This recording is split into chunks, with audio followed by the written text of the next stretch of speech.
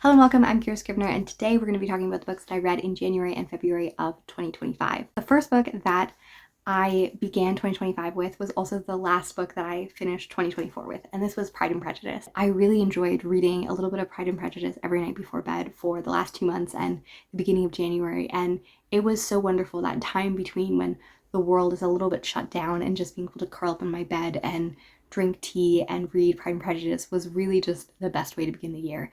And I think that reading it physically just really, again, encountered the way that I love Lizzie and I love Darcy and I love the brilliance of Jane Austen. I think that she's such a clever, intelligent, funny writer, and I really, really enjoy reading her. The second book is going to begin a trend, which is the largest genre I read so far, which is poetry. I really love poetry, and I love the nuance and the interest of it and the way you're able to inhabit someone's mind.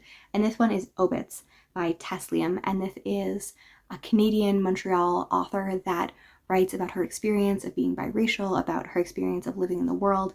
And some of these poems I really, really loved, particularly the ones about grief, mourning her father's sister, mourning a culture she never knew, talking about food, talking about loneliness, talking about culture, talking about the in-betweenness.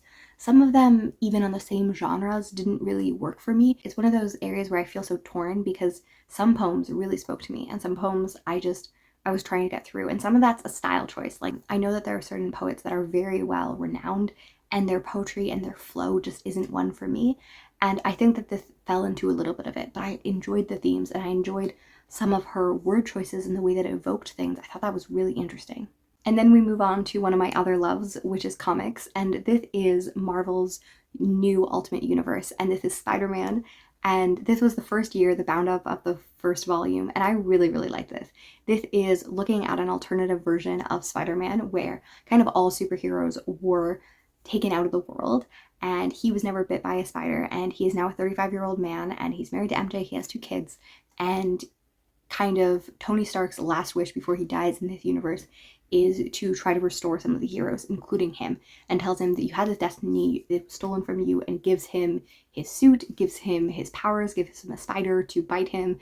And it's such an interesting book. Some people don't like it because it's much more on the slice of life. Like, there's way less action and a lot more of this kind of introspection, family life, thinking about the world, thinking about your place in the world, you know, a little bit of an early midlife crisis. And you just have these panels of Jameson and Ben Parker just talking back and forth and thinking about the world and thinking about their place in the world and being a newspaper and all of those things. And I love that. I love characters and I love comic characters and I love the history and how they have 60 or 80 years of history that we can pull on is one of my favorite aspects of comic books. So this is just a love letter to me. I'm really excited to read the next year that's coming out currently. And yeah, I think that this is a series that I will really love. The next book that I read is The Weight of Glory by C.S. Lewis. C.S. Lewis is an old love of mine. I'm also currently reading The Magician's Nephew with my nephew over the phone, which is very fun. I have talked in previous years how we read all the way through The Hobbit and the Lord of the Rings trilogy, and now we're doing Narnia, and Narnia is the book series that I grew up on. I had it read to me by my sister more times than I can count before I even remember encountering the story. And yeah, he's such an interesting writer. Even the introduction to this collection really struck me. It was by a man who encountered him the last year of his life after his wife had died and he was slowly dying of a stroke. And it was talking about the life that C.S. Lewis had, the joy in everyday moment and the humor that he had, even when he was facing death, and even as a theologian and as an academic who had spent his entire life, you know, in Oxford and in theology and stuff like that. You have this man who is so interested in humor and so interested in fairy tales and so interested in all of these things. And I think that he's just such a wise man. And this is a collection of sermons and other thoughts on the weight of glory, on mortality, and on different elements. It might be sacrilege to say, but I think I might prefer C.S. Lewis as an author of fiction more than as an author of nonfiction, because he is an academic and he is very hefty in some of his philosophical thoughts and feelings and all of these things. And I do like him a lot as an author and as a thinker, but I think I almost like his ideas more than I like his exploration of all of his ideas in the way that he does, if that makes sense. He is very he's very thorough, I think. And sometimes I'm like, yes, I got the thoroughness, Jack, you can move on, you know. But yeah, I'm really enjoying reading The Magician's Nephew. I thought this was an excellent book. I read it, I rated it 4 stars because I thought about it a lot and it was a very hopeful and yet humorous and yet important book. So I am planning on reading more of his nonfiction going through this year. And then the last 2 books that I read are both contained in here, and it is the collected poems of Wendy Cope. And my roommate was so kind as to buy this to me. I asked for Serious Concerns, which is the book that included most of the poems from the Orange and Other Selected Poems that I read back in November, and was like, oh my goodness, this is amazing. And she said, well, if you love it so much, I will just get you all of her works. So she's still living, but she's also very old, so who knows if this is the end of her collection of books. But wow, I read Serious Concerns and it was so good. I really love the way that she writes and her stories, and like books like Flowers Over Waterloo Ridge, or just all of these different times where she is both funny and like wryly funny, but also poignant and also emotional. And I just really enjoy the way that she talks about love, talks about relationships, talks about friendships. She has another one about names, in which she talks about how this woman, you know, went by another name when she was younger, and then she became a miss, and then she became a wife, and then she became a mother, and then her husband died, and then she became a nana, and then only in the geriatric ward did she once again become her childhood name. And it's such a funny and yet interesting and yet poignant poem, and I think that is her ability to write stories. And The Flowers tells the story of how, you know, her partner came home and was like, I almost bought you flowers, but then I thought maybe you wouldn't have wanted flowers. And they laughed about these flowers and about how, you know, the flowers that he didn't buy lasted all this time. And I think that she's just such a clever, interesting, and humane writer. Like, you really see the humanness of her writing. And as someone who likes to write poetry, I want to bring more of myself and just the ordinary humanness to my writing while also being funny. And yeah, every time I read her poetry, I'm just like, oh my goodness, I want to write like her. And then I went back and read her very first poetry collection, which is Making Cocoa for Kingsley Amis. And this is mostly just a collection of humorous bits, parodies, and just making fun of, and yet kind of also paying homage to many writers throughout the years. And it was funny. I need to read the collection title name because this is hilarious. It is called Making Cocoa for Kingsley Amis. It was a dream I had last week, and some kind of record seemed vital. I know it wouldn't be much of a poem, but I love the title. Which I think is hilarious because I relate to that so much. Sometimes I have like one line of a thought and I'm like, wow, what a poignant line, or what a funny line, or what a mix of those two. And I'm like, it's not a poem. And I'm like, Wendy Cope, you get me, you get me. First poem in the collection is all about Engineer's Corner. It's all talking about how this like Engineers Weekly newspaper kind of complained how there was no Engineers Corners like there is Poets Corners.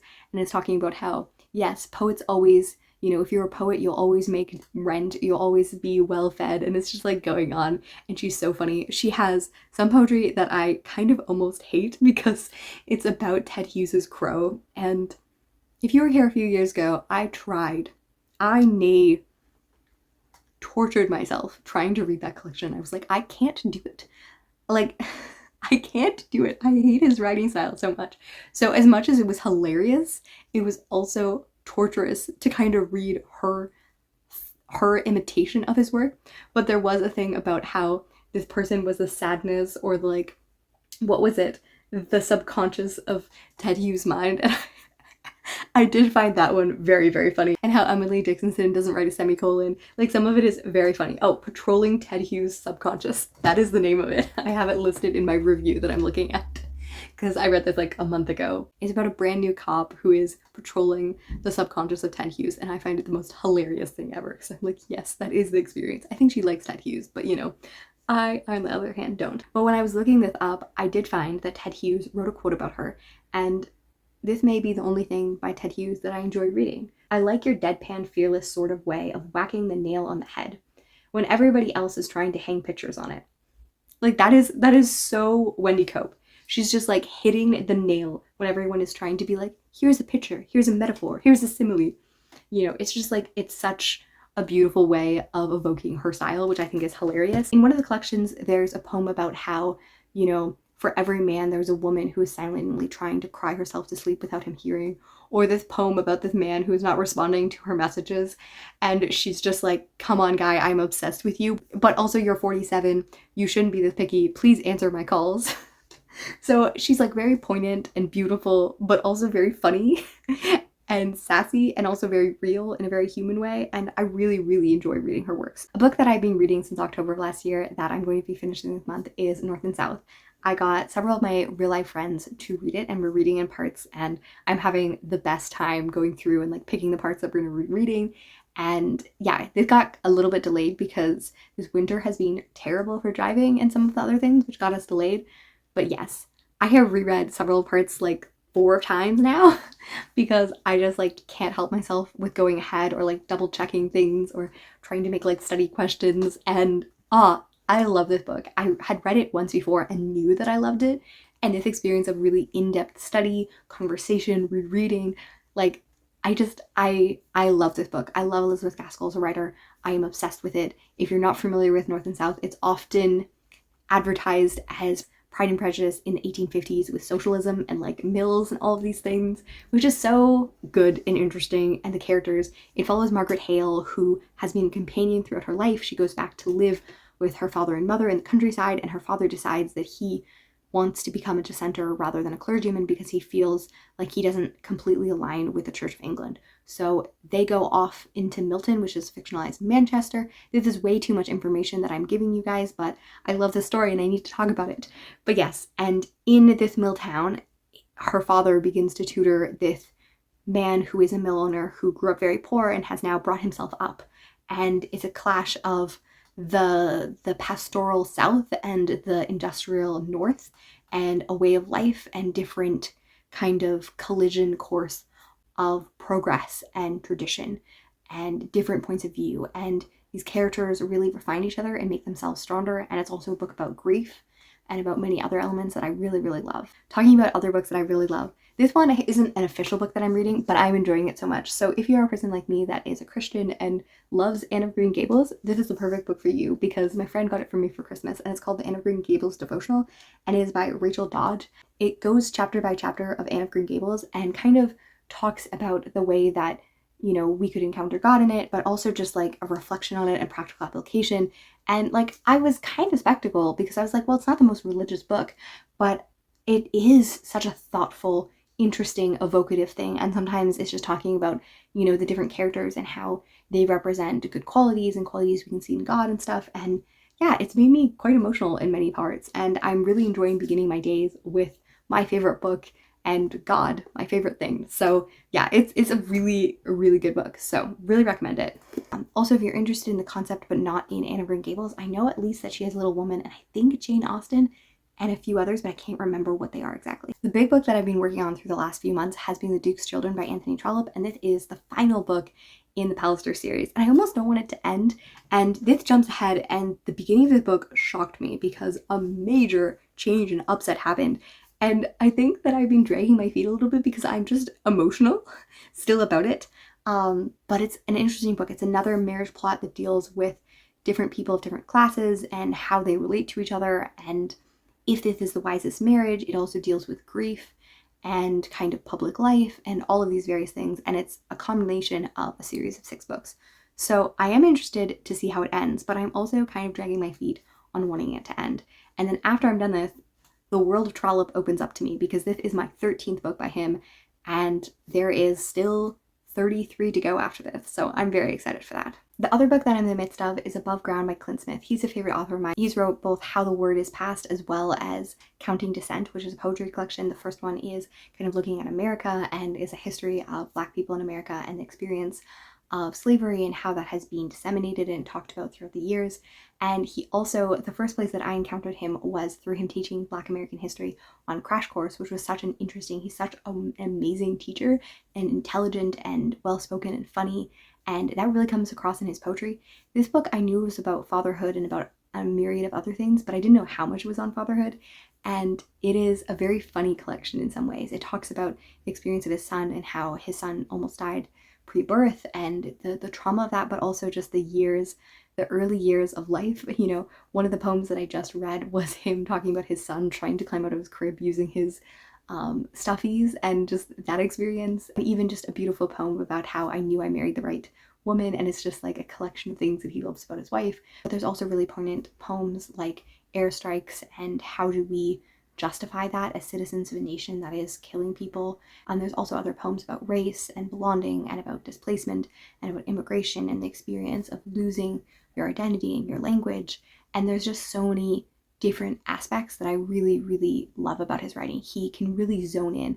In one moment, he can be talking about dancing with his son in a grocery store, and the next about how his wife's mother is losing her ton and about how that history will never be carried on.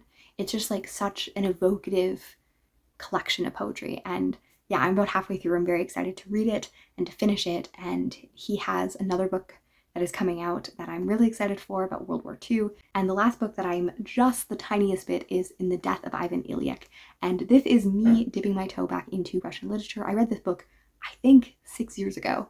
So I was a very different reader and had not encountered much classic literature outside of high school, and I was just re-beginning that journey. So this is interesting. I'm finding it very funny and very interesting. And yeah, I like Leo Tolstoy a lot, so I'm excited. I'm hoping to read more Russian literature this year. So I have a bunch on my list, but I would also love to hear what your favorite ones are and what I should prioritize. So yeah, I hope you have a great next month. I would love to hear the books that you've read this year and which ones you love the most.